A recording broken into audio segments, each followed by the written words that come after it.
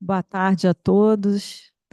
Estamos iniciando aqui mais um evento do Fórum Permanente de Liberdade de Expressão, presidido pelo desembargador André Gustavo Corrêa de Andrade. Tá. Então, você me avisa? Tá bom. Então,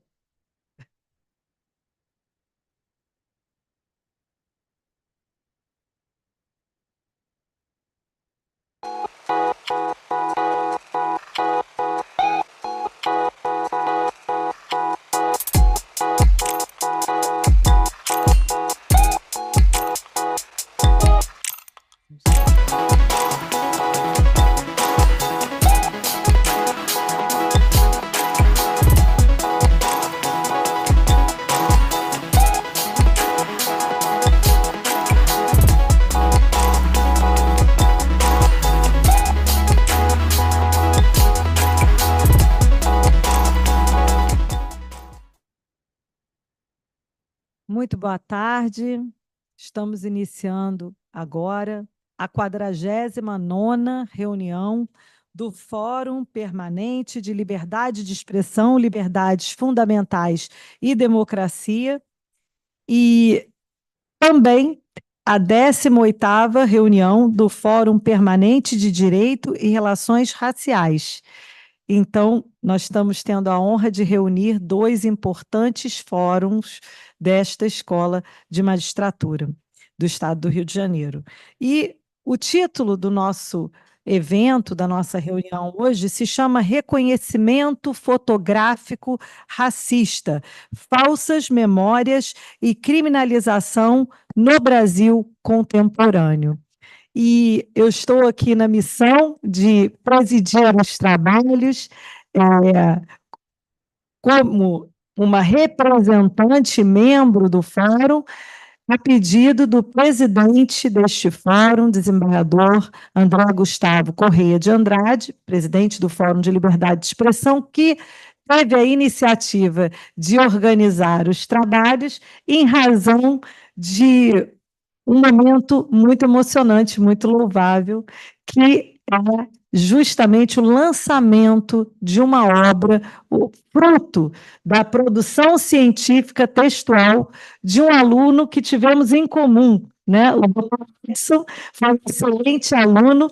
Eu estive também com o desembargador André como professora dele nesta trajetória, tive a honra de tê-lo comigo e hoje ganhei esse presente, né, Edson? Agradeço muito ao desembargador ter lembrado do meu nome, ganhei esse presente de estar aqui neste momento, porque nós sabemos, né, dos privilégios que nós desfrutamos na vida, na nossa condição, e eu agradeço a importante missão que eu tenho aqui pela frente. E este evento, ele é transmitido também no canal da Emerge e fica eternizado no YouTube, para que todos os nossos amigos, colegas, parentes, alunos, todos os operadores do direito possam desfrutar desse momento tão importante, primoroso que nós temos pela frente agora. Então, para dar início aos trabalhos, eu gostaria apenas de também justificar a ausência do doutor André Nicoliti, presidente do Fórum Permanente de Direito e Relações Raciais, juiz de direito do TJRJ, conferencista emérito da EMERD e doutor em direito pela UCP. O doutor Nicoliti está ainda em audiências e assim que ele conseguir, ele vai possivelmente entrar conosco por vídeo, tá? Bom, sem mais delongas, nós vamos iniciar com a fala aqui do homenageado que está tendo a oportunidade de lançar sua obra aqui nesta importante casa, que é a Escola da Magistratura do Estado do Rio de Janeiro. E o Edson Souza Júnior é advogado, é pesquisador da UF e do CDHPP e mestre em Direito o NASA. Antes mesmo de iniciar esses trabalhos, eu quero agradecer também a presença dos demais integrantes deste evento, doutora Mariana agora eu vou falar errado, Weiger, doutora Rafaela Garcês e doutor Rafael Mário Ioro Filho. Nós estamos falando todos de professores, doutores, catedráticos, acadêmicos que estão aqui conosco num momento muito relevante. Então, depois eu faço as apresentações dos demais membros da mesa. Pelo adiantado da hora, Edson, a palavra é toda sua. Só, já está ligado. Boa tarde a todas e todos. Muito feliz, tá, de estar aqui nesse momento, estar ao lado de professoras e professor querido, professor Mariório, né, participou da minha banca de mestrado, professor da UF, advogado, uma honra, professor, estar ao seu lado nesse momento nessa banca, professora doutora Mariana Weiger, é uma honra, foi minha orientadora, reza a lenda que uma vez de orientadora para ser orientadora, né? É minha orientadora do mestrado, o desembargador André, né, que não está presente, né, me ligou agora há pouco, falando que teve um imprevisto, né? E a professora Lúcia Frota, uma honra também estar aqui, uma grata surpresa de ter essa presença aqui nessa banca. Doutora Rafaela Garcês, defensora pública, então professora da FESODEPERJ, e fico feliz por ter aceitado o convite, tá? Primeiro, de fazer a orelha do livro, né? Uma honra. E também do reconhecimento também do seu trabalho nessa temática de reconhecimento de pessoas, né? A doutora Rafaela, para quem não sabe, participou do grupo de trabalho, né, do Conselho Nacional de Justiça acerca do reconhecimento de pessoas, né? Que tivemos um fruto maravilhoso, que foi a Resolução 484, e eu fico muito feliz, tá? Me sinto honrado de estar aqui na presença de vocês. Para ser bem objetivo, né? Esse trabalho, gente, partiu de uma inquietação, né? Eu fui policial militar há 12 anos, antes de ser advogado, eu fui policial militar por 12 anos, né? Tendo atuado em atividade de inteligência, atividade de seção jurídica da polícia, também na corregedoria, que foi a minha última unidade que eu trabalhei. Então, o que eu pude perceber é realmente o viés discriminatório, racista, em muitas abordagens policiais, né? Então, a partir dessa inquietação, já fazendo análises, tratando de desvios de conduta, condutas disciplinares, de seus desvios na Polícia Militar, através dos próprios policiais, que já têm uma cultura, né, infelizmente, uma prática racista em sua abordagem, e esse livro partiu dessa inquietação. Tá? Mas o que eu queria, que eu acho que não está aqui, né, mas eu fiz o convite, essa obra é um manifesto, como diz o próprio professor André, o desembargador André, na brilhosa apresentação que ele fez no livro, é um manifesto. É um grito de socorro, né, de jovens negros das periferias, que sofrem diariamente com a prática racista do nosso Estado. O sistema de justiça criminal brasileiro é uma máquina realmente de moer pessoas, né? E esse livro, ele parte de uma essência importante para mim, que é a empatia. Senhoras e senhores, se nós não tivermos uma inquietude, tivermos empatia com o próximo, nós perdemos a nossa humanidade. Se a injustiça do próximo não nos causa constrangimento, não nos afeta, eu acho que nós perdemos a humanidade. E partiu muito dessa inquietação. Tá? Eu quero agradecer, eu quero fazer uma homenagem aqui, deve provavelmente estar online, o jovem Ricardo Turato, lá de São Paulo. Esse jovem procurou no Instagram, aleatoriamente. Ele foi no Projeto Inocência, lá em São Paulo, e não foi atendido porque, até entendi, porque estava dando prioridade para jovens presos. Ele foi condenado, já tinha cumprido o fechado, semiaberto, está no aberto. Mas o que me chamou a atenção, doutora Rafaela, é que ele me procurou desesperado, porque, somando as penas dele, deram 32 anos. Cumpriu 7 no fechado, 2 no semiaberto e está há 1 ano e 10 meses no aberto. É um jovem universitário, foi preso, trabalhador, né? E eu fui ler, só de curiosidade, a sentença dele. As 4 sentenças estava dizendo lá que ele foi reconhecido após 8 meses do fato, de uma foto extraída do Facebook. que uma pessoa que não se identificou levou até a delegacia a foto dele. E essa foi a fundamentação da prisão e da condenação dele. Então, esse é uma homenagem que eu faço a você, Ricardo, a também o Danilo Félix, ao Paulo Alberto da Silva Costa, que é um caso emblemático, que foi o que me inspirou também a fazer essa obra, né? Não sei se vocês lembram o caso dele, que foi reconhecido em mais de 60 ações penais, mais de 50 na mesma delegacia em Belford Roxo, né? Então, o caso dele foi bem midiático, né? Teve a atuação da Defensoria Pública, do IDDD, Instituto de Defesa do Direito de Defesa, né? E ele vem sofrendo ainda, porque todo mês, como é que um jovem desse consegue se manter no emprego? Porque todo mês, ele, infelizmente, ele tem que ficar indo depor e nas audiências. Então, já é uma dificuldade imensa para o Paulo Alberto. Então, esse livro, ele, né, fiz uma introdução justamente puxando esse caso do Paulo Alberto, né, que é um verdadeiro laboratório.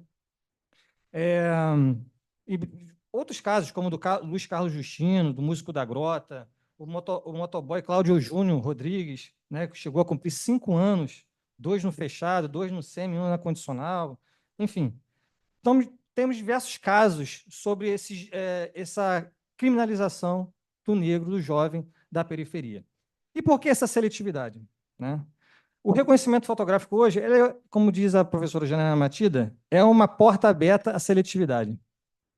Dados, né, do Defensoria Pública em 2020 detectou 58 processos de reconhecimento.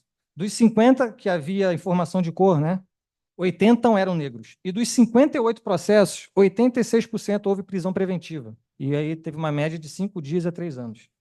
Dados do CONDES de 2012 a 2020, das 90 prisões baseadas em reconhecimento fotográfico, 81%, né, os reconhecimentos errôneos, 81% eram de jovens negros. Uma pesquisa recente da Defensoria Pública aqui do nosso Estado, em processos julgados no Tribunal de Justiça, entre os meses de janeiro e junho de 2021, mais de 60% dos acusados negros. 80% dos réus absolvidos por erros no uso de reconhecimento fotográfico passaram mais de 1 ano de prisão. Aí eu me pergunto, como é que faz para devolver apenas 1 dia de encarceramento? Agora você imagine 1 ano.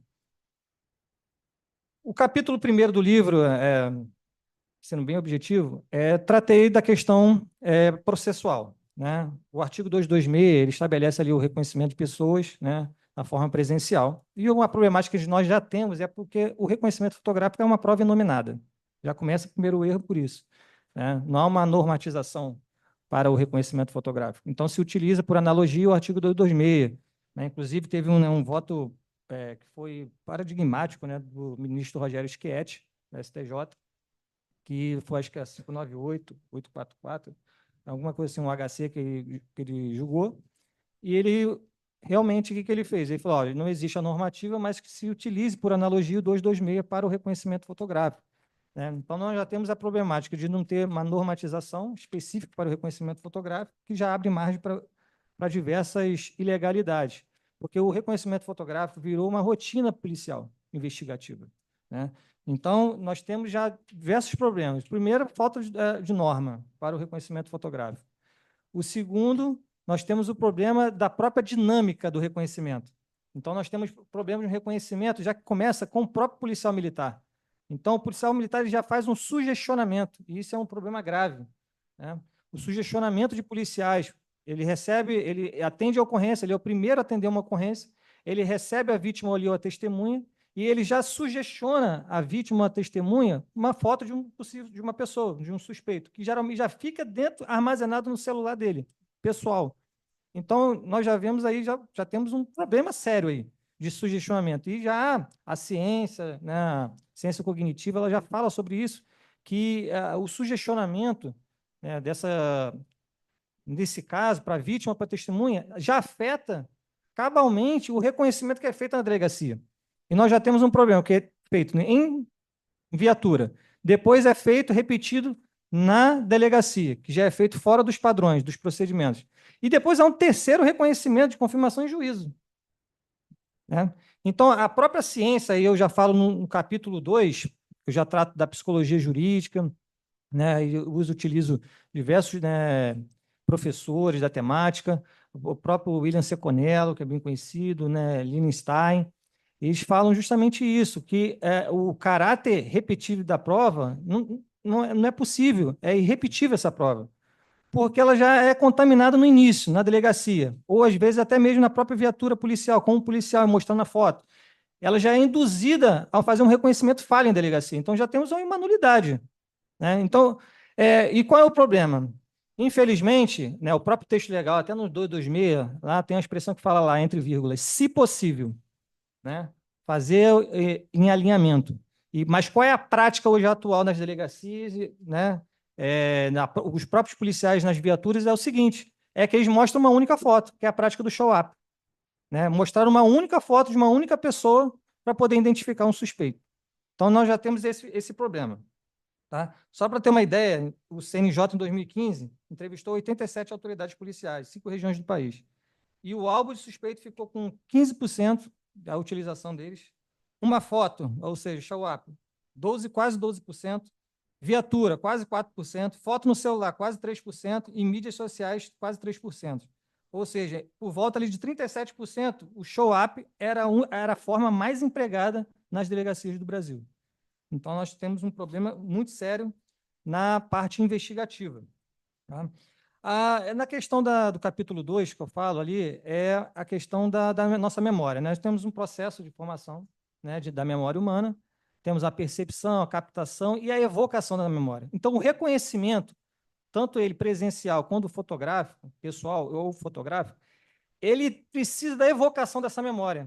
Então, já há estudos, né, científicos da área da ciência cognitiva que, no momento da evocação dessa memória, ela já vem contaminada, justamente por essas ações endógenas e exógenas, ou seja, fatores internos e externos, né? Então, existe, o professor Aurílio Lopes ele fala muito bem isso, quando o efeito foco na arma. Quando uma pessoa ela é submetida a uma violência grande, e a maioria dos crimes, e a maioria dos presos no nosso país é por crimes contra o patrimônio, principalmente o roubo, há uma carga emocional muito grande. Então, a própria vítima, ou ali, a testemunha, ela já tem uma influência externa que já contamina, que ela tira o foco da pessoa e foca no objeto que está ameaçando, seja uma faca, né, uma pistola, um revólver, enfim. Ou seja, ela tira o foco do suspeito, da pessoa, né, que está cometendo ali o ato, e foca na ameaça. Já há um problema muito sério, né? Um outro ponto também que nós temos que é a professora, né, a pesquisadora Elizabeth Loftus, norte-americana, ela é pioneira nesse estudo. Ela fala o seguinte, que a nossa memória é como se fosse Wikipedia. Qualquer um pode chegar lá e editar. Que a memória, né, para quem não sabe, ela não foi feita para gravar, ela foi feita para aprender. Então é um processo. A nossa memória ela é maleável, tá? Ela é frágil. Então qualquer fator externo ou interno implica já num erro, num reconhecimento. E por isso que eu falei que essa é uma prova irrepetível. Tá? Eu falei do sugestionamento. E um dado interessante é que existem as falsas memórias, né, que não pode ser confundido com mentira. O professor também, Auri Lopes, ele faz bem essa distinção também. Que as falsas memórias, a pessoa ela acredita fielmente naquele fato, e realmente a sua maioria aconteceu, mas por fatores externos e internos, acabou modificando essa memória original, essa captação original. Já na mentira, não, a pessoa ela cria dolosamente aquela história. Ela acredita naquela criação que ela fez e naquela manipulação daquela informação. Então, a diferença é justamente isso, que a falsa memória ela não se confunde com a mentira. A mentira, a pessoa cria dolosamente, enquanto a falsa memória, ela acredita fielmente, sofre inclusive por aquilo, mas por distorções, por influências externas, sugestionamentos, ela acaba alterando a memória original. Tá? Isso é muito importante também, isso está sendo abordado no livro. E no capítulo 3, já partindo para o final, tá? Eu faço um link aqui com a ideia de cortina de fumaça. O que é uma cortina de fumaça? É né, uma estratégia militar, né, os policiais utilizam muito para poder camuflar uma entrada, né? E se utiliza uma bomba, né, uma granada de fumaça para poder mascarar, para poder simular, né? E o que eu trouxe assim no livro para poder para refletir, né? É justamente o plantio de ideias e conceitos racistas. A própria Elizabeth Loftus ela fala que a nossa memória ela é tão maleável, ela pode ser modificada com tanta facilidade que é possível criar memórias, inclusive discriminatórias, racistas, pensamentos racistas. Então, olha só, olha o link que é interessante. Se a ciência cognitiva ela entende que pode ter um plantio de ideias e conceitos racistas, inclusive na infância, uma pessoa que já adulta, que já teve essa contaminação lá no passado, ela já cria um pensamento que, por exemplo, todo negro que mora na favela, na comunidade, é criminoso. Já fica cultural, já fica intrínseco na pessoa. Então, isso já reflete num reconhecimento na delegacia. Porque se o suspeito é negro, já tem aquele problema de que prega-se, né, que todo negro é igual, é o que falam, e existe uma teoria, a doutora Rafaela pode até falar até melhor que isso, o cross-race effect, né, que é o efeito da outra raça. O que é isso? Uma pessoa, né, de uma cor diferente, né, uma pessoa branca, por exemplo, tem dificuldade de conhecer traços de uma pessoa negra, por exemplo. Então, uma pessoa negra lá que é submetida a um reconhecimento, ela tem dificuldade de reconhecer traços de uma pessoa negra. Então, por isso que cria-se essa ideia de que, por exemplo, todo negro é igual, né, erroneamente. Isso é muito interessante. Então, o que é o Atos da Violência, né, isso está também na obra também, aponta que 76% das pessoas assassinadas a cada ano no país são pretas ou pardas. O próprio sistema de justiça nosso, criminal, ele revela a perversidade histórica da escravização. O Conselho Nacional de Justiça, dados de 2024, a magistratura nacional é composta apenas por 13,6% de negros. Então já temos um problema do próprio sistema, né? Não é igual. O Conselho Nacional do Ministério Público também, em 2023, apontou que o perfil dos membros do Ministério Público é composto majoritariamente de brancos, 87%. A ANADEP, Associação Nacional dos Defensores e Defensores, informou também que dos 647 entrevistados, defensores públicos, 417 são brancos e apenas 72 são pretos. Em contrapartida, né, o Departamento Penitenciário Nacional, em 2022, apontou que 68,2% da população carcerária é negra. Né? E o terceiro capítulo, e já para o final, né, o quarto capítulo, na verdade, eu tento fazer ali um link com a criminologia. Tá? Nós temos, infelizmente, ainda um ranço, né, da criminologia positivista, lombrosiana, né, que foi abrasileirada por Nina Rodrigues. Né? Então, ainda tem esse ranço histórico, né, que estabeleceu um padrão, digamos assim, do criminoso. Né? Para a criminologia positivista seria isso, já existe um padrão de criminoso, já existe um... E isso faz um link, né, com a clientela, que é falada, a clientela do sistema, que ela é negra, pobre, né, e da periferia. Eu trago também um dado sobre, uma fala sobre o epistemicídio, Abdias Nascimento fala sobre isso, o professor Luciano Góes, ele vai além disso, né? Que ele fala sobre o memoricídio nas escolas. Então, quando essa criação de construções racistas na infância, quando colocam o negro sempre na novela é o bandido, ou que o bebum, né, o viciado, é o negro, como no caso dos Trapalhões, o Mussum, ou quando embranquecem personalidades da literatura brasileira, por exemplo, quando colocam sempre que o vilão é o negro e o mocinho é o branco, tudo isso colabora para o plantio de ideias racistas. E isso torna um adulto que discrimina, que promove o racismo. Tá? E aqui eu vou finalizar minha fala no seguinte. Existe agora, né, fazendo um link agora, que é o que vai partir agora, né, doutora Rafaela, que é para o algoritmo racista. Né? Estamos vivendo a era digital, né? Então, o algoritmo racista está aí, e muito se fala sobre investimento em câmeras de reconhecimento. O Rio de Janeiro, por exemplo, investiu 236,5 milhões de reais em videomonitoramento. E uma proposta que eu faço no final do livro pode parecer utópica, mas por que não se cria centrais de reconhecimento? Existem centrais para tantas coisas na Polícia Civil. Né? Se utiliza verbas para a Polícia Civil para poder levar... Porque sempre a desculpa é falta de dinheiro. Né? Mas o Estado investiu 236 milhões em vídeo. Por que não poderia fazer centrais de reconhecimento?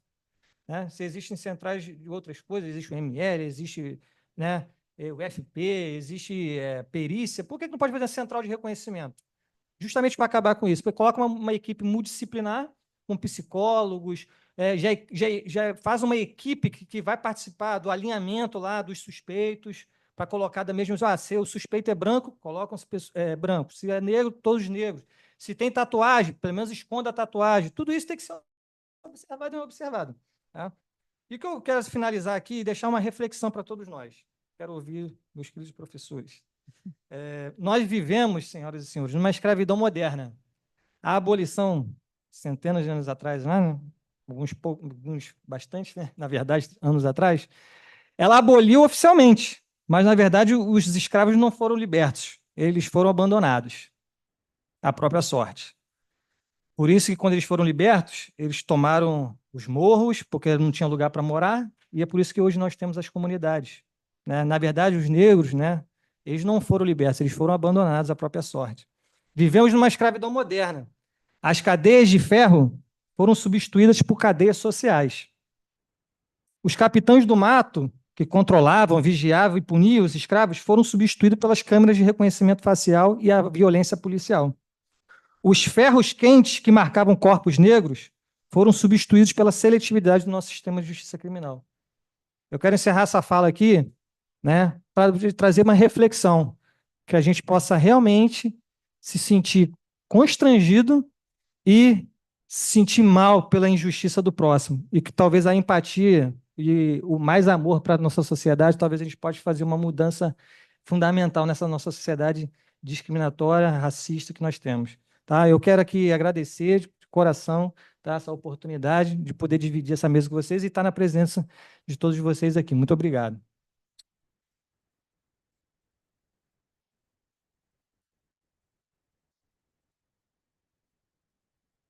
Bom, essa é uma exposição, doutor Edson, inclusive uma exposição inspirada, né? Doutor Edson fez um encerramento e um fechamento com um convite filosófico, além do belíssimo trabalho que ele fez de pesquisa, que eu deixei de mencionar, o professor André, desembargador André Gustavo Corrêa de Andrade, que é o presidente deste fórum que eu estou substituindo, me recomendou falar aqui no microfone, e aí eu falo agora após a sua exposição, para que todos possam realmente concordar, porque restou aí óbvio, né, que o Edson foi um excelente aluno em toda a trajetória dele e um pesquisador absolutamente dedicado e compromissado com a sua pesquisa. Já soube agora que teve também uma magnífica orientação, mas, além disso, teve o moto próprio dele de buscar alicerces e de construir a pesquisa da forma mais pluriatual possível, porque ele trouxe vários elementos. E, com isso, eu passo a palavra agora à professora, doutora Mariana Weiger, membro do Fórum Permanente de Política e Justiça Criminal da MERJ, professora do PPGD da Unesa, doutora em Psicologia Social pela UFRS. Muito obrigada, doutora Lúcia. Eu queria saudar todas as pessoas que estão aqui presentes. Queria saudar os integrantes da mesa, doutor e professor André Nicoliti, que deve nos acompanhar em seguida, doutora Rafaela Garcês, doutor e professor Rafael Mário, e nosso querido colega também da Estácio, desembargador André Andrade, que não nos acompanha hoje por uma questão, né, que não foi possível. E, obviamente, o nosso protagonista e meu querido co-orientando sempre será Edson Souza Júnior. Eu quero dizer que hoje é um motivo assim, de muita felicidade para mim, assim como a professora Lúcia, ela também acompanhou, né, nós lá do PPGD da Estácio, a gente pôde acompanhar o crescimento do Edson. Então, para nós é uma grande felicidade quando a gente vê um aluno chegar onde ele está chegando hoje, né? E eu acho que todos nós aqui nesse país sabemos que ninguém se faz professor pelo salário milionário, né, que ganhamos no final do mês. E sim, é por momentos como hoje, né, que a gente acredita na docência, acorda de manhã e vai lecionar e orienta teses e dissertações e trabalhos de conclusão de curso. Então, antes de mais nada, eu queria, Edson, de público, dizer que eu me emociono muito pelo aluno que você foi, pelo pesquisador que você foi e pela sua caminhada que tem como resultado esse livro que eu acho que você tem que colocar de pé aí para todo mundo ver. Então, dito isso, dizer também que ele foi realmente um aluno que construiu essa caminhada muito própria, muito singular, e que, na verdade, é dele, né, ser alguém que corre atrás dos seus objetivos, isso é muito bonito. Então, depois de ele ter já trazido muito do que está na obra, né, eu tive a enorme satisfação também de prefaciar o livro.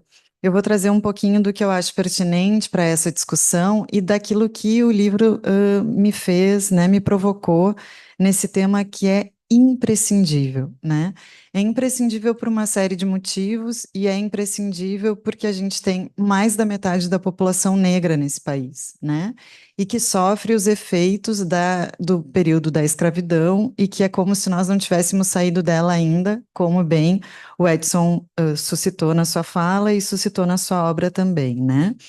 Mas eu acho importante marcar a beleza de alguém que tem 12 anos de uma carreira de policial e que olha para isso e consegue, a partir daí, diferentemente de se acomodar nesse lugar e nesse sistema e com esta violência perpetrada por essa categoria, infelizmente, ainda hoje no país, ele faz disso material para fazer esse manifesto, como bem referiu o professor André Andrade, né?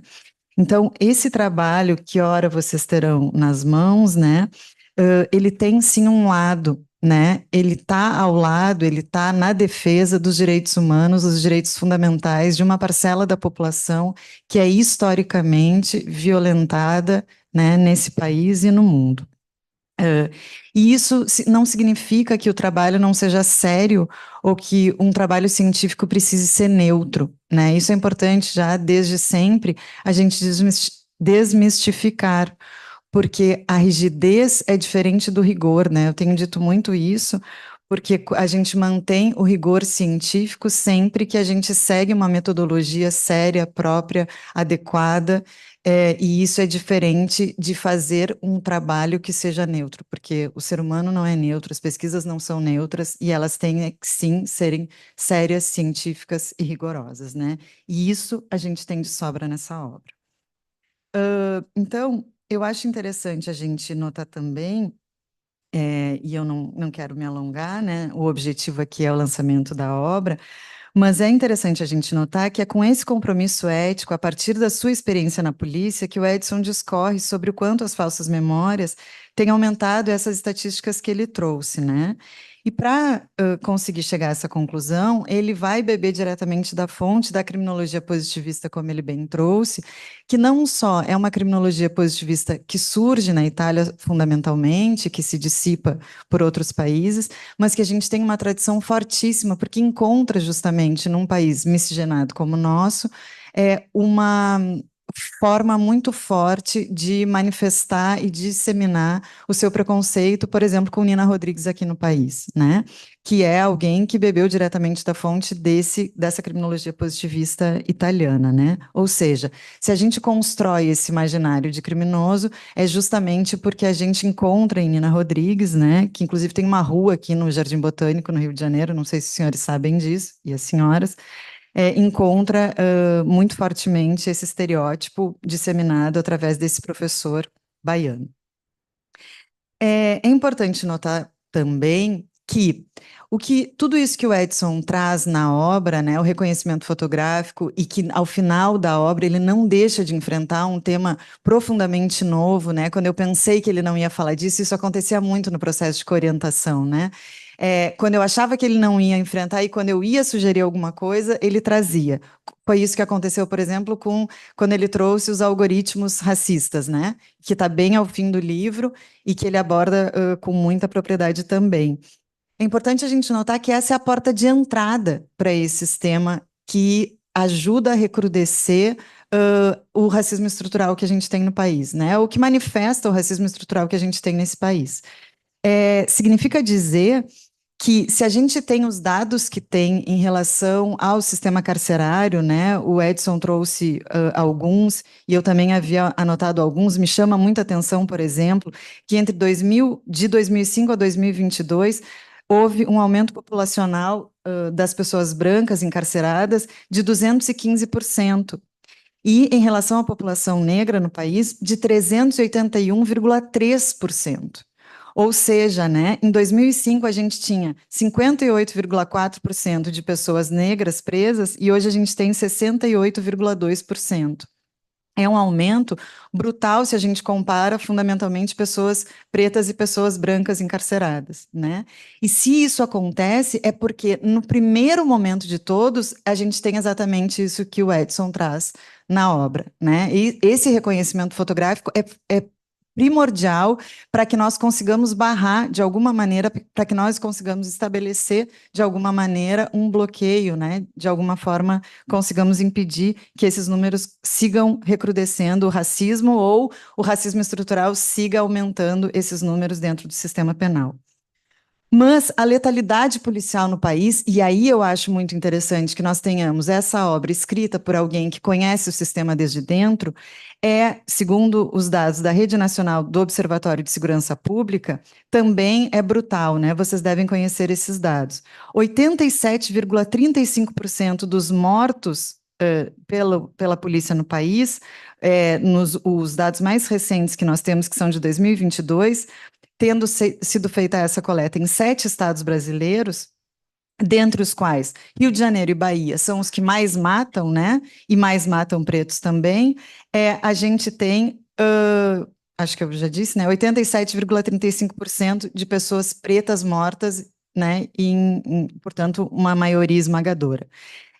Rio de Janeiro e Bahia concentram 66% dessas mortes, né? Então a gente está num dos piores estados e isso não é difícil da gente constatar pelos números também regionais aqui do Rio. Na comparação, a gente tem então, né, num total de mortos nas ações policiais, a gente também consegue ver em outras estimativas que eu busquei, um total de menos de 10% de pessoas brancas mortas. Ou seja, é uma disparidade muito grande que faz com que Vilma Reis, por exemplo, diga em relação ao sistema penal que as pessoas que estão sendo presas, as pessoas, né, que são maciçamente pretas, as que estão no sistema penal, como o Edson já citou, é porque não foram mortas. Então, é uma tragédia num nível que faz com que nós consigamos pensar e nós consigamos ter noção de que a própria matéria punível, como nos traz Sueli Carneiro, seja a racialidade negra. Né? Então, essa punição tem cor, essa punição tem classe social, e essa punição se dá, em geral, nas camadas também mais jovens, como a gente sabe. E isso tem acontecido justamente porque, desde o início de toda a trajetória do sistema penal e do processo penal, a gente tem uma facilitação desde esse reconhecimento fotográfico absolutamente racista. Então, para finalizar, parabenizando mais uma vez o Edson e dizendo da minha satisfação, eu queria terminar com Ana Flausina e Felipe Freitas, que são criminólogos incríveis, né, e que estão sempre nessa frente em relação a tentar frear esse epistemicídio, né, que acontece também com a produção da ciência realizada por pessoas pretas, né. Uma das maiores sonegações do racismo é o confisco da palavra. A demanda social pelo vilipêndio dos corpos, materializada em tortura, encarceramento e morte, só se sustenta pela interdição de se verbalizar a dor, de se denunciar as violências. Eu não tenho dúvida nenhuma que o livro do Edson é uma grande obra para que nós consigamos seguir realizando essas denúncias e, portanto, impedindo que o racismo estrutural siga fazendo vítimas essas pessoas todos os dias. Obrigada.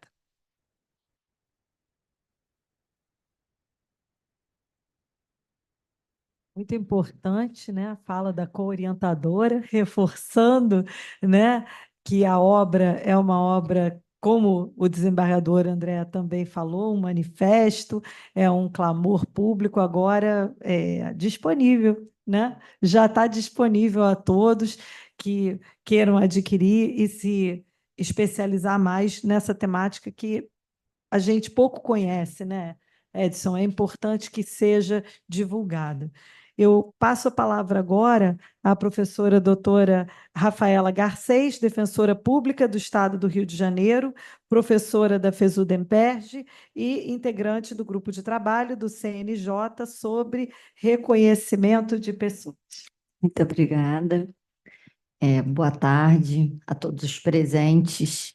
É uma honra estar aqui na Emerge falando como ex-aluna e uma grande entusiasta da escola e da sua excelência. Gostaria de cumprimentar a presidente da mesa, doutora Lúcia Frota. Prazer estar sob vossa presidência. Cumprimentar também a professora Mariana Weicker e o professor Rafael Mário, também pela orientação dessa obra bastante significativa e que aborda tantos vieses, tantas questões acerca do reconhecimento. E o Edson aqui, meu cumprimento especial, agradecendo pelo convite, pela troca, né, desde o início, nessa trincheira mesmo de luta contra essa prova que a gente tanto debate a precariedade dela e, né, no lugar ali meio tecnocrata, né, a gente fica brigando por uma questão formalista, mas como você trouxe na sua obra, são vidas, né? São as vidas que estão se perdendo, é a juventude, principalmente negra e periférica, que está sendo encarcerada e depois vai ser absolvida, vai ter a prisão revogada, mas, como você disse, um dia de prisão não tem como ter a restituição dessa liberdade de um dia só. Imaginem, né, quando uma pessoa fica como uma última notícia, né? Você trouxe vários casos, eu vou primeiro elogiar, né, muito a sua obra, mas trazer que todo o dia a mídia, né, ou todo dia não, mas a todo momento nós temos notícias de mais um caso. Então, entre os citados do Edson, a gente tem o Paulo Alberto, que é um caso do Rio bastante emblemático, o meu assistido aqui também, que fez parte dessas vidas, né? Porque nós temos personagens que dão rosto, que dão cor, principalmente, a essa situação do reconhecimento de pessoas, o reconhecimento fotográfico. Mas são, acima de tudo, vidas que são repentinamente cortadas por uma ordem de prisão que a pessoa não sabe de onde veio e que muitas vezes decorre de fatos ocorridos diversos meses antes ou até anos. E quando essa pessoa ela tem ciência do processo, ela só tem ciência do processo quando chega o mandado de prisão, ou na porta, ou na rua, ou por meio, infelizmente, do reconhecimento facial errôneo também, que aí é ainda mais um problema que nós estamos adicionando.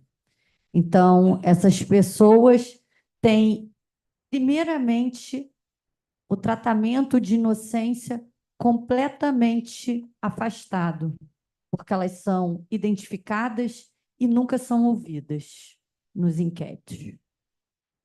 Elas são identificadas e, a partir dessa identificação, não se permite a ela o exercício da ampla defesa e do contraditório em um momento que, obviamente, tem que ser um momento célere, porque quem de nós, a não ser uma pessoa como eu, né, que gosta muito de rede social, vai conseguir saber o que estava fazendo há um ano atrás?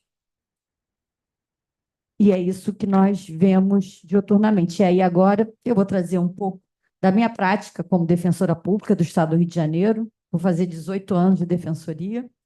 Desde sempre, né, a gente teve de lidar com uma situação em que o reconhecimento era tal qual a confissão, visto realmente naquela prateleira como a rainha das provas, porque por que a vítima mentiria para incriminar alguém?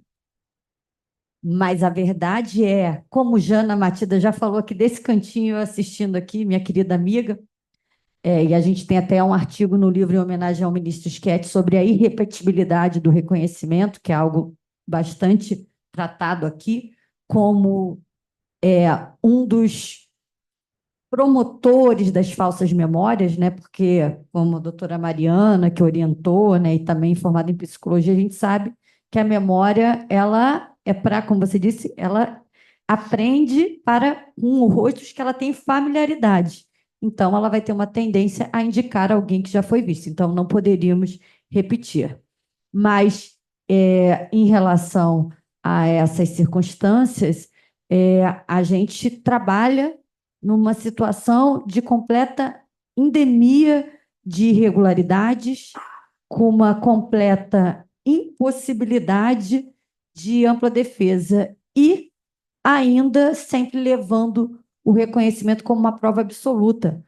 Mas, como dito aqui, a vítima, a testemunha, não é, como o livro traz bem essa diferença, a mentira, e o Edson falou, doutor Edson, a mentira é algo deliberado. A falsa memória, ela decorre de um processo natural de funcionamento da mente ou por circunstâncias exógenas, sugestionamento que muitas vezes os nossos agentes, né, da persecução penal, da segurança pública, auxiliam nessa produção. Nesse caso, eu quero trazer uma situação que foi noticiada, que foi o desembargador Marcelo Semer, excelente desembargador, foi noticiado no Conjur, que a câmera corporal, né, que tanto se discute e que tão importante captou um momento em que o policial induzia a vítima a falar que, para ela reconhecer mesmo tendo dúvida, porque senão aquela pessoa ia ser solta.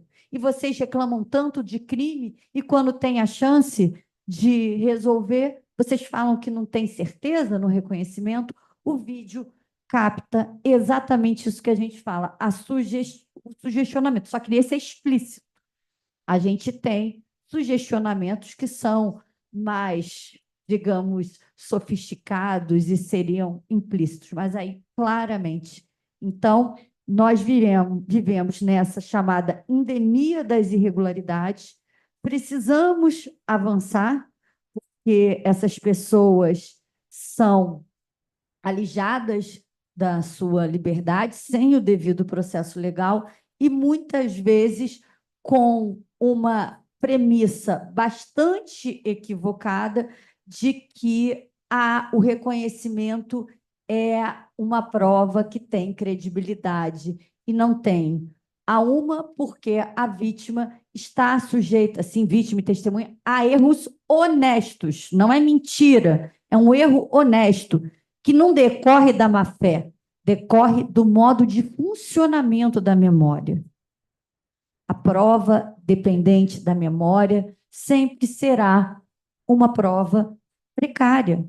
E por isso, como o STJ, por meio das suas duas turmas, a quinta e a sexta, que são as turmas criminais que compõem a terceira sessão, já deixaram bem claro: reconhecimento de pessoas, quer pessoal, quer fotográfico, não pode embasar condenação, porque essa prova é precária por sua natureza. E nós não precisamos sermos assim. Eu acho que muito a gente poderia ter tido só o bom senso, né? Porque nós temos o Código Penal de 41, o 226 desrespeitado há 80 anos. Em 2020 vem o primeiro julgado bastante paradigmático e relevante, que pela primeira vez traz uma coisa uma premissa bastante básica, que quem estuda psicologia sabe: a memória humana é falha. O direito não é uma ciência isolada. Como que nós vamos tratar das provas testemunhais, da prova de reconhecimento, sem que nós observemos o modo de funcionamento da mente? Então, nós não podemos dar um valor de 100% de confiabilidade numa prova dependente da memória.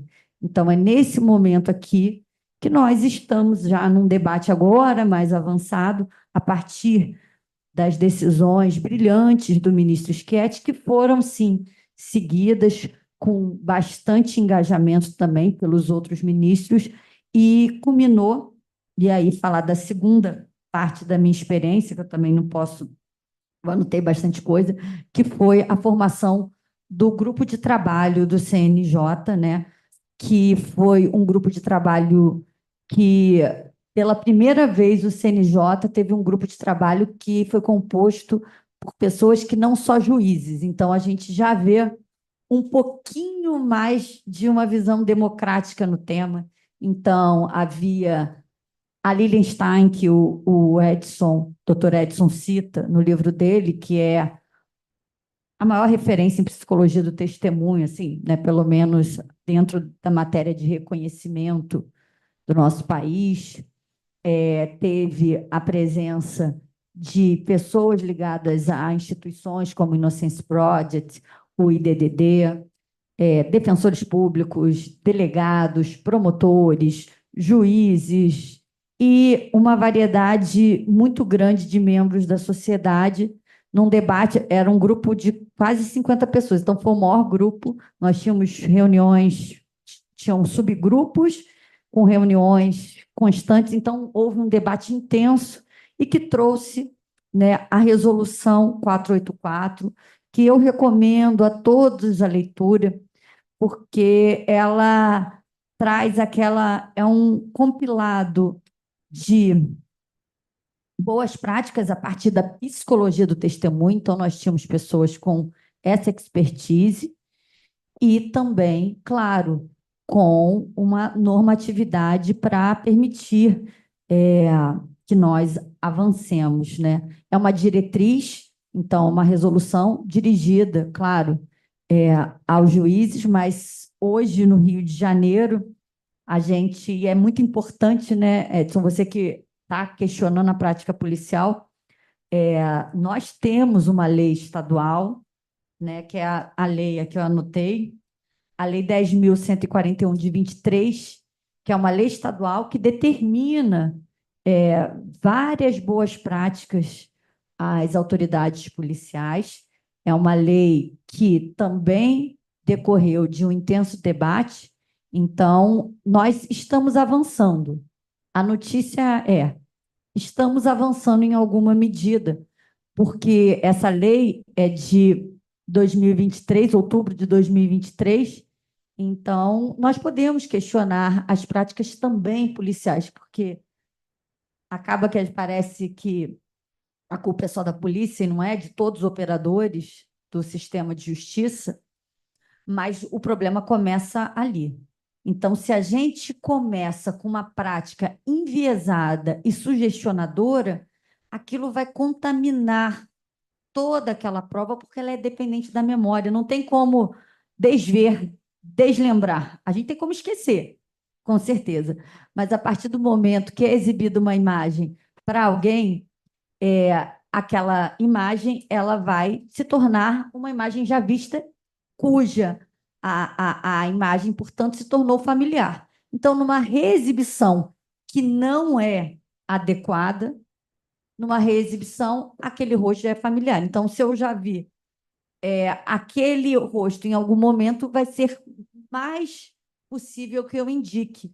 Então, o Edson trouxe, até no livro aqui, eu tinha nas anotações, uma pesquisa de Brandon Garrett, que fala, né, um pesquisador americano, que foi também citado no habeas corpus do ministro Schettino, que trata especificamente da irrepetibilidade do reconhecimento, falando, em razão dessas falsas memórias e essa maleabilidade da memória, que possibilita a inserção de interpretações, inferências e crenças e preconceitos, né? Porque a gente está falando de racismo aqui, então também não é só interpretação, a gente está falando do estereótipo, né, que infelizmente se criou na mente e por conta dos meios de comunicação, da forma como se operou a história do nosso Brasil, como você já falou, que é da suposta abolição. Então, todas essas circunstâncias trazem um aprendizado à mente de que aquele estereótipo seria alguém que estaria mais propenso, você até colocou isso no seu livro, a propensão à criminalidade, para nós percebermos o quanto que essas crenças também são limitadoras e quanto que a gente tem que tratar quando trata de um tema que depende para o apontamento de autoria de uma pessoa apontar, da memória humana, a gente tem que perceber que essa memória, sim, ela vai reproduzir as crenças, os preconceitos, tanto conscientes como inconscientes. Então, a gente não pode esquecer que a mente ela não tem só esse funcionamento racional e consciente, ela tem um funcionamento inconsciente. E nesse estudo, só para deixar bastante claro, a partir das exonerações baseadas em DNA, para eu voltar para o que eu estava falando, que a gente fala assim, mas a vítima não reconheceu só uma vez com certeza, não. Ela reconheceu 2 vezes e com muita certeza. Como ela estaria, né, falseando? Ela tem muita certeza, não foi uma, foram 2 vezes. É um estudo com 161 casos de exonerações. Em 57% houve a repetição desse reconhecimento. E, mesmo assim, se manteve o apontamento equivocado. Para deixar bem claro, gente, que aqui não é uma questão só de nós debatermos, né, sobre uma questão de punitivismo ou não punitivismo. Aqui não tem o que eu penso como uma política criminal adequada, não. Aqui é um dado objetivo, científico, com diversas pesquisas que datam nos Estados Unidos da década de 70.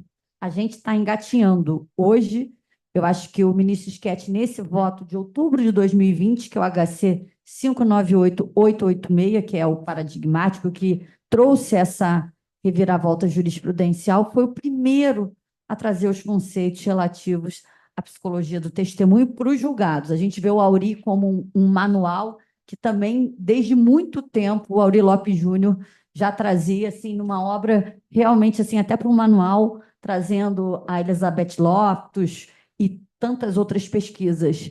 Mas, como julgamento, a gente vai ter em 2020 algo que é bastante claro para os estudiosos do tema. Imagino, né, a frustração de quem está na luta e nos estudos perceber o quanto demorou, mas chegamos e avançamos. A resolução traz excelentes práticas, tá? Eu queria só colocar em relação ao reconhecimento fotográfico, ela prioriza sempre o reconhecimento pessoal, mas ela traz a necessidade de uso de imagens atualizadas, não pode ter sugestionamento, ou seja, não se pode falar da vida pregressa, há alguns suspeitos totalmente vedado pela resolução.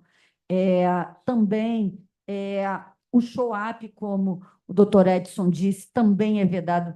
Então, essa resolução, como uma diretriz e como algo que deve ser utilizado para as boas práticas, que nós consigamos, a partir, no Estado do Rio, principalmente, a partir da resolução, que gera diretrizes para o Poder Judiciário, e a partir da lei estadual, que eu disse, que nós consigamos efetivamente reverter, como eu disse, essa endemia, né, de irregularidades, e que o manifesto do Edson que essa casa, que é uma casa tão importante também, que já trouxe várias vezes esse tema aqui em discussão, que tantas iniciativas, né, comecem a colher frutos. Mas a gente ainda tem uma luta muito grande, e nesse caso aqui, eu queria só citar um artigo, né, do ministro Schietti, no Conjur, em que houve, é interessante pegar no site do STJ, o gabinete dele fez uma pesquisa também sobre reconhecimento, agora bastante importante, e coletou em 2011, no ano inteiro, o STJ, ele absolveu, por conta de reconhecimentos, 377 feitos em um ano. Ou seja, desde 2020, o ministro vem batendo nessa tecla. 2022 veio a resolução. 2023, nós ainda temos 377 julgados no STJ que anularam reconhecimentos, majoritariamente reconhecimentos fotográficos que descumpriam o Código de Processo Penal e, obviamente, a resolução nem perto chegou. Então, o caminho ainda é muito árduo e espinhoso, ainda que nós tenhamos essa força, né, de uma posição da terceira sessão do STJ, ainda que tenhamos resolução, ainda que tenhamos leis, a gente ainda tem muito o que lutar para que essas pessoas parem de ser segregadas, né? Que eu, até num texto meu, coloquei, é um método especulativo e discriminatório de produção de culpados. O que nós temos no reconhecimento fotográfico é isso. É um método puramente em que há um vácuo de investigação, em que você exibe imagens e, a partir dessa especulação acerca de uma autoria delitiva, você encarcera e você destrói vidas. Então, nós temos de repensar.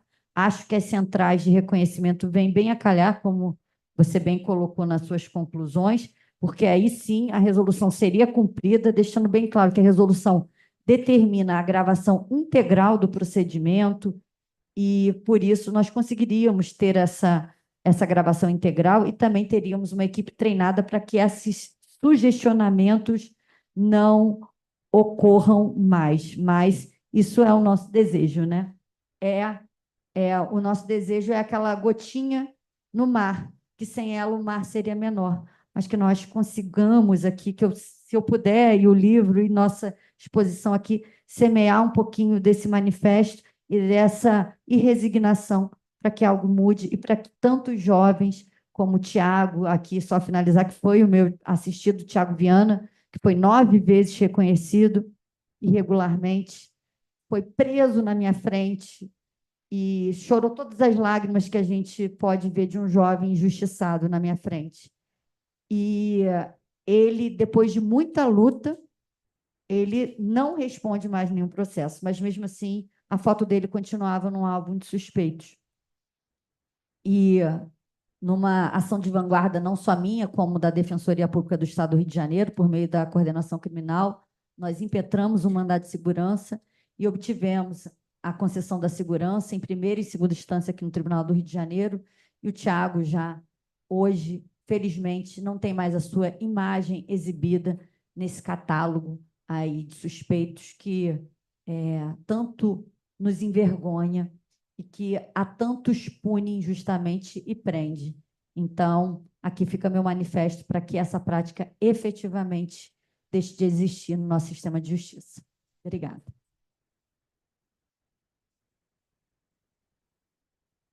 Muito obrigada, doutora Rafaela Garcês, pela belíssima exposição, inclusive exemplificando os temas tratados pelo doutor Edson, que produz aqui essa obra que eu gostaria de frisar também. Tem uma apresentação linda, tem uma capa assim primorosa. Parabéns também pela escolha da capa, além da produção científica que foi trazida. E parabéns também à doutora Rafaela por ter exemplificado até de forma, de certo modo, emotiva, né? Claro. Porque houve um envolvimento direto ali dos esforços de empreendidos para que o jovem pudesse, enfim, alcançar a justiça, né? Muito obrigada. Antes de passar a palavra ao professor doutor Rafael Mariório Filho, eu queria só frisar uma coisa, professor, pedindo aqui um minutinho. Eu fui tomando uma série de notas, não usarei tempo para isso, porque nós temos que resguardar o nosso tempo para que o doutor Edson ainda possa, né, ter a sua noite de autógrafos, né, porque agora, já a partir de 18 horas, já estamos à noite. Mas eu queria só pontuar 3 coisas aqui que eu anotei que já se abririam aí com portas para novos eventos e novas discussões com todos os presentes. Os temas que foram trazidos aqui são temas muito profundos. Claro que o trabalho do Edson é um trabalho científico, um trabalho metodológico, um trabalho que pontuou todo o esforço de pesquisa dele. Mas temos aqui algo que tem um pano de fundo em tudo o que foi falado, que são as falsas memórias, né? E esse tema de falsas memórias, eu já tive a honra de participar também de uma banca envolvendo esse tema, e ele merecia um evento, porque realmente envolve a psicologia direta, envolve o sistema de justiça e envolve que exige que nós pensemos mais a respeito de como a memória é construída. Outro tema que perpassa aqui para o meu fórum aqui na Emerge, que é de pós-humanismo, é a questão do algoritmo, quando ele fala do algoritmo racista, porque, no dizer do ministro Fux, quem é a mão que balança o berço, né? É preciso saber quem é a mão que balança o berço. Então, se tem um algoritmo racista, é porque alguém assim o programou, e a gente precisa reconhecer isso. E, por último, e não menos importante, pelo contrário, acho que é a base, e acho que a gente teve oportunidade até em aula de falar sobre isso, a ética da alteridade, né, Edson? Porque a gente busca isso na humanização do Poder Judiciário. Então, nós temos aqui o Pacto Judiciário pelos Direitos Humanos, né, que foi assinado e ratificado pelo nosso presidente, desembargador Ricardo Rodrigues Cardoso, aqui no TJRJ no ano passado. Eu acho que essa busca é frequente por uma humanização, mas a gente tem que voltar lá à alteridade de Emmanuel Levinas para a gente buscar esse reconhecimento que as falsas memórias podem nos levar por caminhos aí indevidos. A gente tem que procurar primeiro aceitar o diferente, o desigual, aquele que não é o nosso espelho. E isso exige uma educação cultural muito maior, que eu acho que é o que nós estamos fazendo aqui, disseminando conhecimento jurídico, publicizando na internet, e quero dizer também que já recebi aqui, inclusive, uma pergunta daqueles que nos assistem à distância, que a gente depois vai trazer, temos que guardar um tempinho também para ela. Professor Rafael Mário Iório Filho, membro do Fórum Permanente de Transparência, Probidade e Administração Pública, desembargador Gessé Torres Pereira Júnior, coordenador do PPGD da Universidade Veiga de Almeida e doutor em Direito pela Universidade Gama Filho. Por favor, a palavra é toda sua. Muito obrigado, doutora Lúcia. É um prazer enorme estar aqui com todos vocês. E participando desse evento maravilhoso aqui do lançamento do livro do Edson. Mas antes eu tenho tido o costume até mesmo de fazer os agradecimentos, né? Tem sido uma necessidade por ser professor de direitos humanos e aquelas pessoas que são portadoras, né? São pessoas com deficiência visual. Eu me apresento e explico quem eu sou, né? Então, eu sou Rafael Iório. Estou vestindo um costume azul marinho, camisa branca, gravata vermelha, sou pardo, tenho 1,89 m, né, para ficar essa referência às pessoas, e eu não posso deixar nessa escola, que é uma escola maravilhosa e que respeita a acessibilidade, enfim, fazer essa referência. Então, feita uma vez essa apresentação, eu agradeço assim, muitíssimo ao convite de estar aqui nessa noite, né, já nessa noite maravilhosa aqui com o Edson. Então, eu queria agradecer o convite do Edson, agradecer ao convite também do desembargador André Gustavo, que é presidente deste fórum e foi orientador da dissertação de mestrado do Edson, que levou a esse trabalho, que levou a esse livro, né? Então, também, assim, cumprimentá-lo, né? Cumprimentar também a sua co-orientadora, a doutora Mariana Weigert, que, se o meu alemão não estiver muito enferrujado, né, Weigert significa recusa, mas ela não recusou, acho que, generosidade a você, né? Ela não recusou orientações, sugestões na psicologia social. Então, ela não recusa, né? Seria um não Weigert, mas é um prazer estar aqui e revê-la, porque eu também tive o lugar privilegiado de ter participado da defesa de mestrado do Edson. Então, revê-la pela tela, nós nos vimos pela tela, mas agora está aqui presencialmente com ela. Então, também é um prazer e agradeço a oportunidade, o convite de estar aqui, né? A doutora Rafaela Garcês também, que conheci hoje, enfim, e que está sendo um prazer conhecer né, tanto a sua militância como defensora pública e seus interesses de pesquisa e suas contribuições. Então, é uma honra e um prazer. Né? A nossa querida presidenta da mesa, né, a doutora Lúcia Frota, né, que é uma pessoa que eu tenho um prazer e a honra de sempre dividir mesas e trabalhos e pesquisas, enfim, trabalhamos e temos várias parcerias em conjunto, então é sempre uma honra dividir esse momento com a professora Lúcia. E, por fim, porque estaria aqui também, eu não posso deixar pelo menos, deixar o meu cumprimento ao doutor André Nicoliti, meu colega de Universidade Federal Fluminense, então a quem eu deixo um abraço se estiver nos assistindo, e falar um pouco aqui, né, como eu disse, eu estive nesse lugar privilegiado de participar da banca, de ler o trabalho, né, de ler o livro logo em primeira mão, enfim, então é uma honra e um prazer estar aqui. E umas coisas que eu fiquei muito feliz ouvindo as falas, porque as coisas que eu gostaria de suscitar, e eu sei que essa noite é do Edson, então não vou falar muito, obviamente, né? Ele é a estrela da noite, como falamos ali digamos assim, na nossa coxia, né? Eu falei, ó, essa noite é sua, meu cara, então não pretendo falar demais, mas o que eu preparei, e eu fiquei feliz pelo seguinte, porque as coisas que o livro me suscitou como um leitor privilegiado, porque pude ter acesso a esse conteúdo antes do público em geral, né? Foram coisas que eu quis ressaltar e que me fizeram pensar e que ambas as professoras não aprofundaram, né? Não abordaram, ou seja, e eu estou falando, então, portanto, de um outro lugar, e que eu acho que também o livro pode suscitar em todos vocês quando realizarem a leitura. Então, sim, por óbvio, né, de maneira geral, o livro nos suscita e mexe em feridas muito importantes do sistema de justiça no Brasil, da nossa cultura jurídica. Então, racismo estrutural e estruturante como marcas infelizes da nossa realidade, da nossa cultura, né? A questão do algoritmo racista, enfim, do reconhecimento, tudo isso aqui foi colocado, mas existem, acho que, alguns outros elementos que eu acho que a leitura poderia suscitar em vocês, né? Pelo menos a mim, né? Do lugar da onde falo, me suscitaram.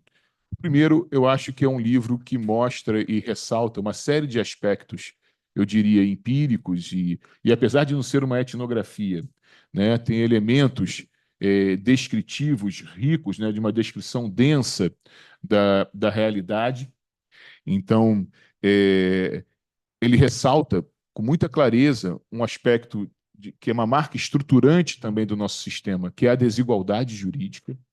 Ele mostra a desigualdade jurídica de tratamento com boa parte da população, né? Então, assim, acho que esse é um aspecto que é digno de nota, que merece tintas e merece reflexões, ou seja, é um livro em que vocês vão poder pensar que é mais um exemplo, que descreve, né, que põe em descrição, para ser um pouco assim antropológico, que põe em descrição essa marca que é uma marca estruturante, que é uma permanência de antigo regime na nossa cultura jurídica. Ou seja, a nossa república é uma república que, a despeito do que estabelece a nossa Constituição, né? Isso que todos são iguais na lei e na aplicação da lei.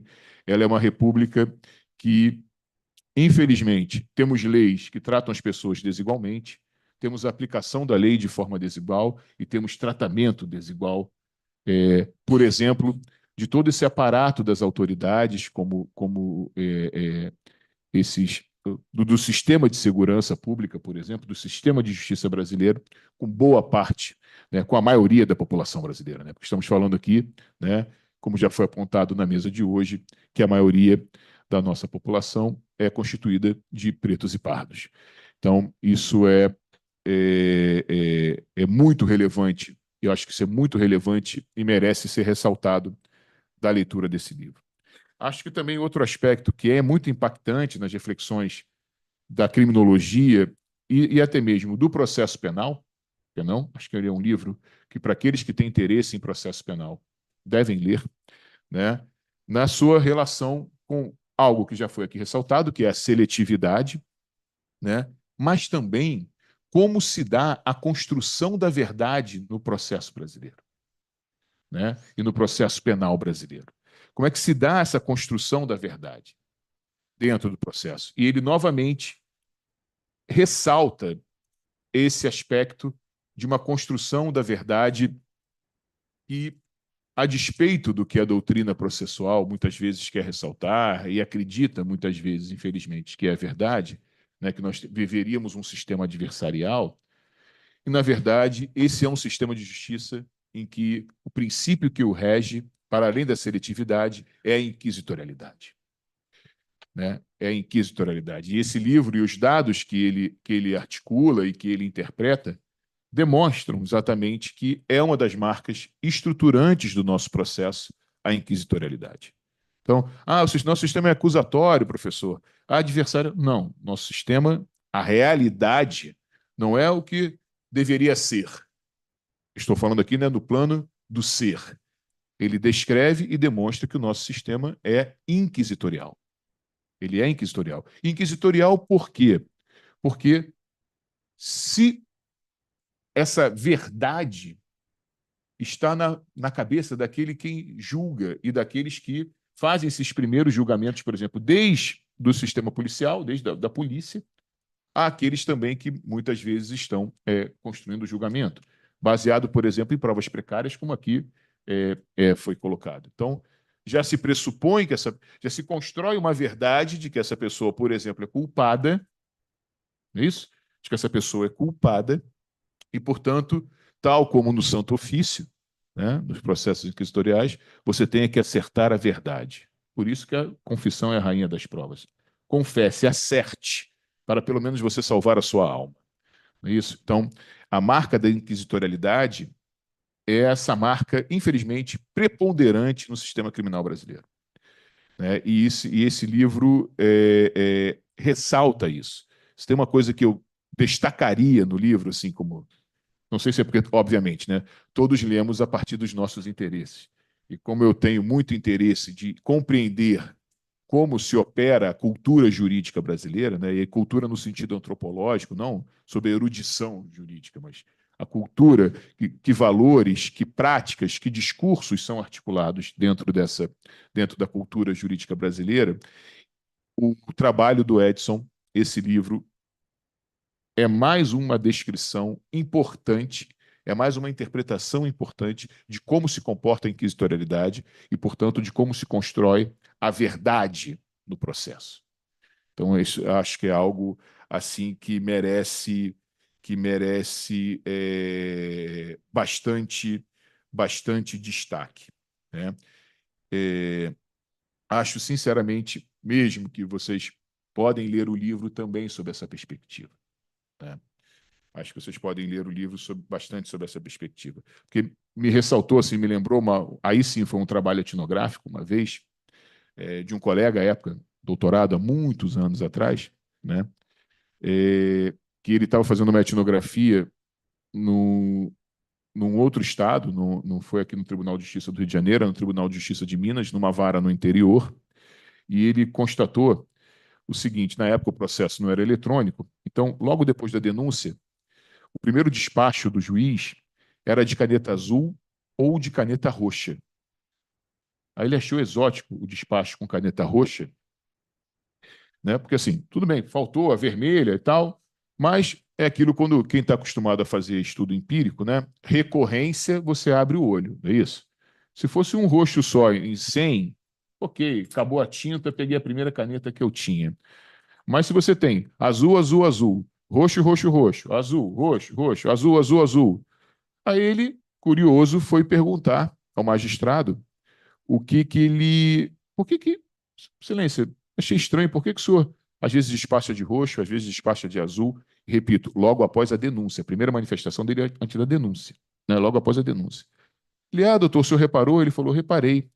Então, doutor, quando eu acho que o réu é culpado, eu despacho de roxo. Quando eu acho que ele é inocente, eu despacho de azul, para eu não me esquecer na sentença. Isso, olha só, eu não estou aqui fazendo um denuncismo, não é nada de denuncismo, ok? Porque todos nós estamos inseridos nessa mesma cultura. Nós temos é que estranhar isso para não reproduzi-la, ok? Então não é nenhum denuncismo, ok? Caramba, abaixa o Poder Judiciário, abaixa as polícias, não é nada disso que eu estou aqui propondo a vocês, nem estou refletindo com vocês. O que eu quero dizer é o seguinte, que esse magistrado, nesse exemplo, tal como os exemplos que o Edson cita no livro, né, são exemplos que marcam essa inquisitorialidade. Ou seja, ele já construiu a verdade na cabeça.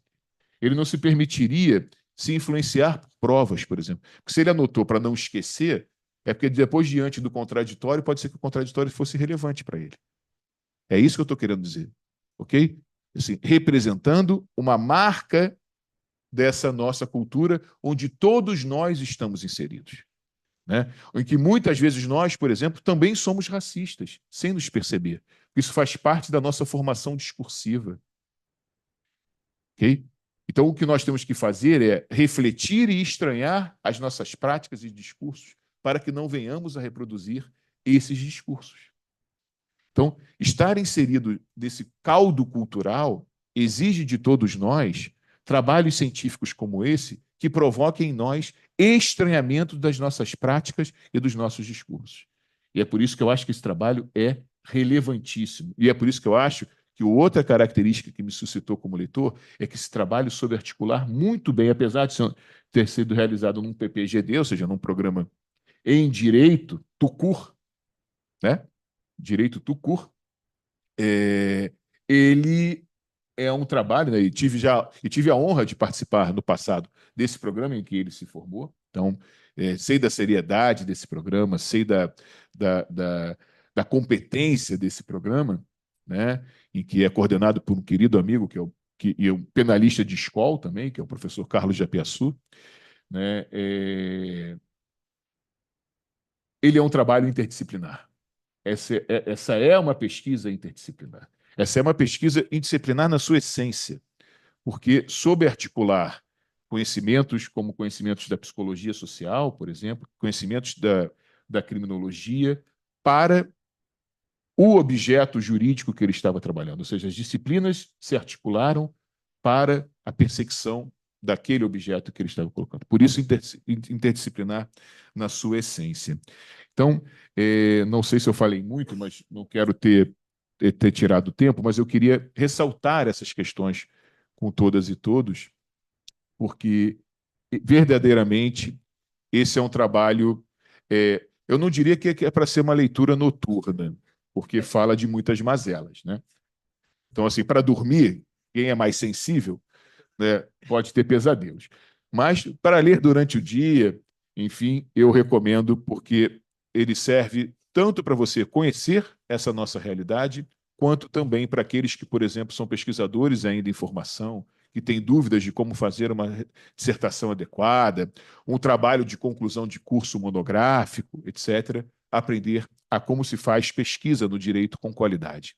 Então, eu queria ressaltar e te parabenizar por isso, parabenizar a sua co-orientadora que está aqui presente, ao seu orientador que com certeza está nos assistindo. Então, meus parabéns, Edson. E muito obrigado aí a todos e a todas.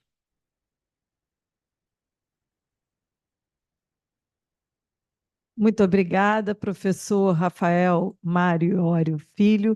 Professor Rafael é nosso professor e já foi até coordenador também da nossa pós-graduação em Integridade na Gestão Pública e Direitos Humanos, aqui do nosso Tribunal de Justiça, uma pós-graduação formada especialmente voltada para a capacitação de servidores, e agradeço a sua fala, especialmente pontuada por esse viés, né, de direitos humanos que o acompanha e que traz aí essa grandeza de conteúdo e de interdisciplinariedade que a gente também encontra na obra do Edson.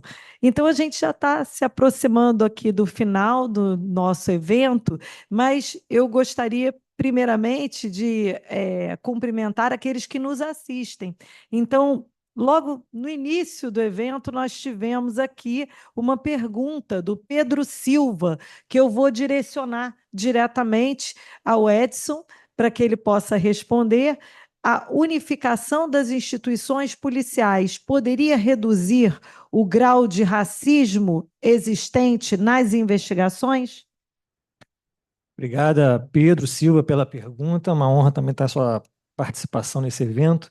Eu diria de forma bem objetiva que não seria, tá? A unificação não seria uma proposta para poder reduzir, né, o grau de racismo existente nas investigações. Acredito que é um problema também de educação, é uma certa, digamos assim, ignorância, né, que é a falta realmente do conhecimento. Segundo, né, uma educação que vem de base, né, como assim citei aqui também, né? E com essas práticas, o próprio racismo já entranhado na sociedade, eu tenho muitos problemas em relação às instituições policiais, porque eu assisti a CPI do reconhecimento fotográfico, não sei se vocês sabem, né, que estava acontecendo na Alerj, sob a presidência da querida Renata Souza, deputada, né? Eu participei de uma audiência da CPI, estava lá o diretor da Cadepol, delegado. E quando foi levantada a questão, por exemplo, dos reconhecimentos, né, e questão das fotos, principalmente dos álbuns suspeitos, foi suscitada uma questão que descobriram que os dados de inteligência estavam sendo misturados com os dados de investigação. Eu fiquei assustado, porque na polícia trabalhei na agência de inteligência da polícia, né, um bom tempo. E existe uma separação brutal dos dados de inteligência com os dados de investigação, né? Então, os dados de inteligência eles acabam chegando, às vezes, realmente enviesados, já direcionados para uma determinada pessoa, né, já para poder prejudicar uma outra pessoa. Então, existe uma filtragem epistêmica nesses documentos. E quando isso é misturado, por exemplo, com os dados de investigação, isso já causou um espanto para mim, sabe? Então, né, podemos ver que realmente a unificação, por exemplo, de polícia civil, polícia militar, em nada vai reduzir, tá, o grau de racismo, porque é uma questão também de educação, que foi uma proposta que eu fiz no livro também, de criar, né, cursos na própria polícia militar, por exemplo, que é o que realmente está na ponta da lança, né? Eu me assustei uma vez que eu fui fazer uma palestra, fui convidado para dar uma palestra no final do curso de soldados da PM aqui do Rio. Era a última semana do curso, eles já iriam se formar, e quando eu fui levar uma proposta de trazer casos práticos e desde que eles poderiam cometer algum tipo de desvio, né? Então, eu utilizei casos práticos. Aí eu fui fazer uma pergunta e simplesmente, com quase um ano de curso, um policial não sabia a diferença de roubo e furto. Ele não sabia nem a súmula vinculante a respeito do uso de algemas. Eu fiquei realmente preocupado. Falei, esse camarada daqui a uma semana vai estar na rua. Me preocupou. Então, eu tive que mudar toda o meu trabalho, a proposta de aula que eu tinha para poder falar sobre isso com eles.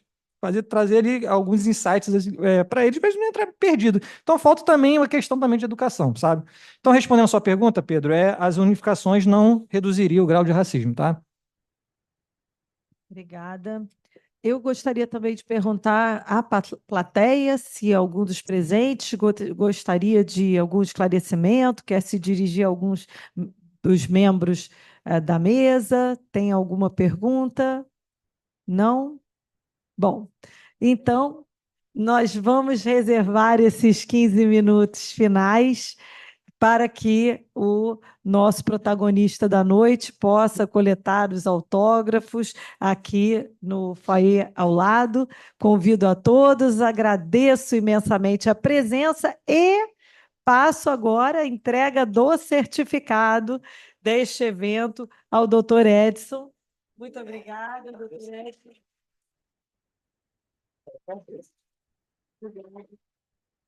Está aqui, a gente certamente vai ter isso registrado depois. Entrego também aqui a doutora Mariana. Muito obrigada.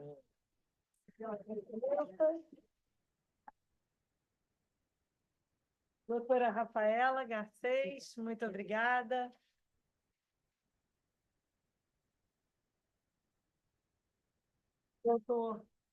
Professor doutor Rafael Ione, obrigadíssimo pela presença na reunião. Então, estão encerrados os trabalhos, mas não as comemorações. Estaremos aqui ao lado. Muito obrigada.